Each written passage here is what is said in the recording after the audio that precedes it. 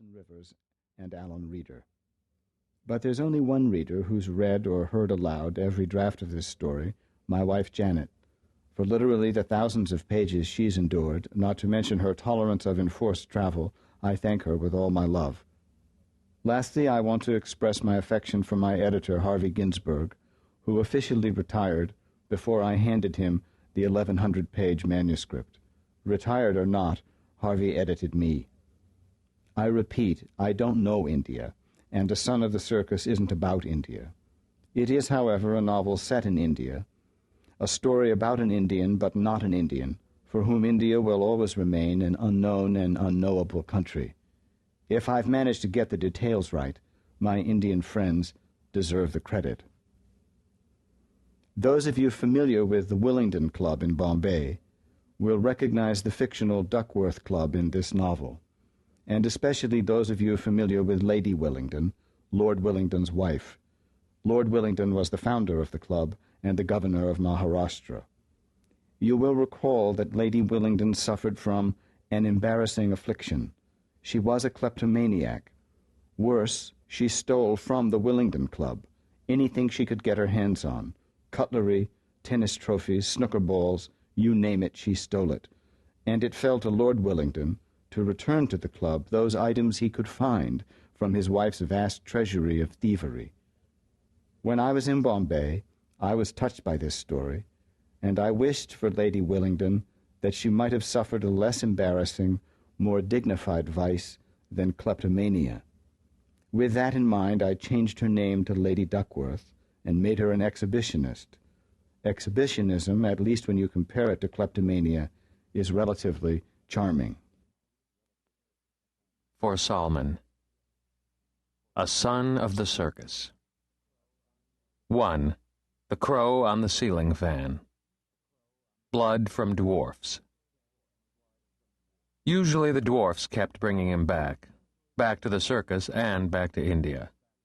The doctor was familiar with the feeling of leaving Bombay for the last time. Almost every time he left India, he vowed that he'd never come back.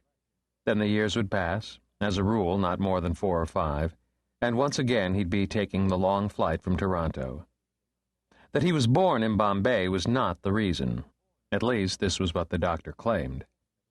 Both his mother and father were dead. His sister lived in London, his brother in Zurich.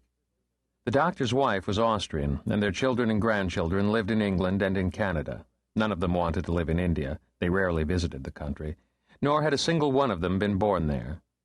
But the doctor was fated to go back to Bombay. He would keep returning again and again, if not forever, at least for as long as there were dwarfs in the circus. Achondroplastic dwarfs comprise the majority of circus clowns in India.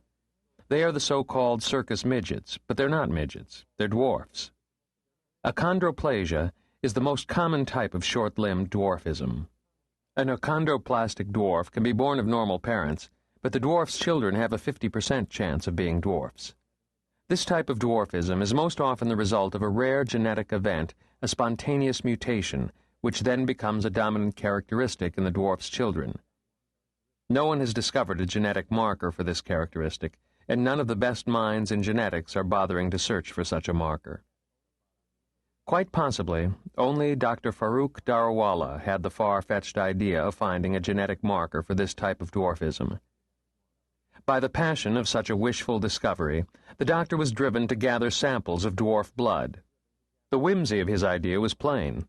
His dwarf blood project was of no orthopedic interest, and he was an orthopedic surgeon. Genetics was only one of his hobbies. Yet, although Farrokh's visits to Bombay were infrequent and the duration of his stay was always short, no one in India had ever drawn blood from so many dwarfs. No one had bled as many dwarfs as Dr. Daruwalla had bled. In those Indian circuses that passed through Bombay, or in such circuses as frequented the smaller towns in Gujarat and Maharashtra, it was with affection that Farrokh was called the Vampire. This is not to suggest that a physician in Dr. Daruwalla's field in India wouldn't stumble across a fair number of dwarfs. They suffer from chronic orthopedic problems, aching knees and ankles, not to mention low back pain. Their symptoms are progressive according to their age and weight. As dwarfs grow older and heavier, their pain gradually radiates into the buttocks, posterior thighs, and calves.